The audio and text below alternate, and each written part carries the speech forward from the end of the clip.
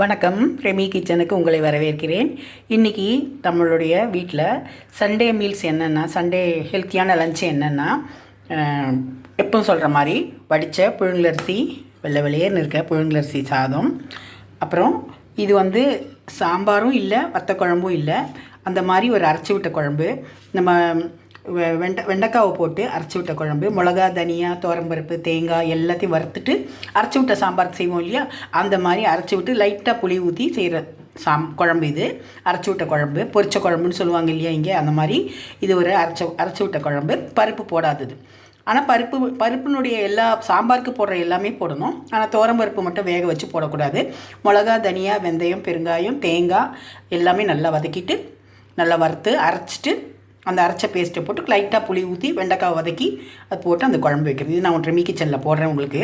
அந்த மாதிரி வறுத்தரைச்ச குழம்பு, காராமணி பொரியல், புதினா துவையல், அப்புறமா நம்ம வீட்டில் முட்டை கிரேவி. இந்த முட்டை கிரேவியும் நான் ரெமி கிச்சனில் போடுறேன். முட்டை கிரேவி இது ஒரு டிஃப்ரெண்ட் ஸ்டைலில் பண்ணியிருக்கேன். முட்டை கிரேவி இது ரொம்ப நல்லாயிருக்கும். இது எல்லாத்துக்குமே தொட்டுட்டு சாப்பிட்லாம். சப்பாத்தி, தோசைக்கிழங்குல தொட்டு சாப்பிட்லாம். ரொம்ப நல்லாயிருக்கும். ரொம்ப காரசாரமாக இருக்கும். சாப்பிட்றதுக்கு மிளகோட டேஸ்ட்டு, ஜீரகத்தோட வாசனையோட ரொம்ப நல்லாயிருக்கும். இதை நான் ரெமி கிச்சனில் போடுறேன். நீங்களும் பார்த்து என்ஜாய் பண்ணி நீங்களும் சமைச்சு பாருங்கள். இதுதான் இன்றைக்கி நம்மளுடைய லஞ்சு.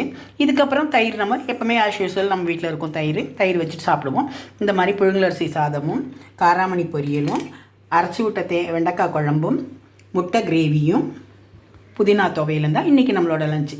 ஹெல்த்தியான, டேஸ்டியான, எல்லாருக்கும் ரொம்ப பிடிச்ச லஞ்சு. இதே மாதிரி நீங்களும் எல்லோரும் உங்கள் வீட்டில் ட்ரை பண்ணி பாருங்கள். ட்ரை பண்ணி பார்த்துட்டு எப்படி இருக்குன்னு எனக்கு மெசேஜ் பண்ணுங்கள், கமெண்ட் பண்ணுங்கள். இது நல்லா இருந்ததுன்னா உங்கள் வீட்லேயும் ட்ரை பண்ணி இதே மாதிரி காம்போவில் நீங்கள் சமைச்சு பாருங்கள். இது ரொம்ப ஈஸியானது, சிம்பிளானது, ரொம்ப ஆயில் இல்லாமல் வீட்டிலே செய்கிறேன். நம்ம வீட்டிலே ஆஸ் யூஸ்வல் நம்ம எல்லாருக்குமே உடம்புக்கு ஒத்து போகிற மாதிரி இருக்க லஞ்ச் இது. இதை நீங்கள் ட்ரை பண்ணி பார்த்துட்டு எப்படி இருக்குன்னு எனக்கு கமெண்ட் சொல்லுங்கள்.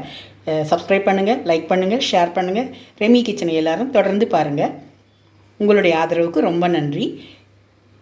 வணக்கம்.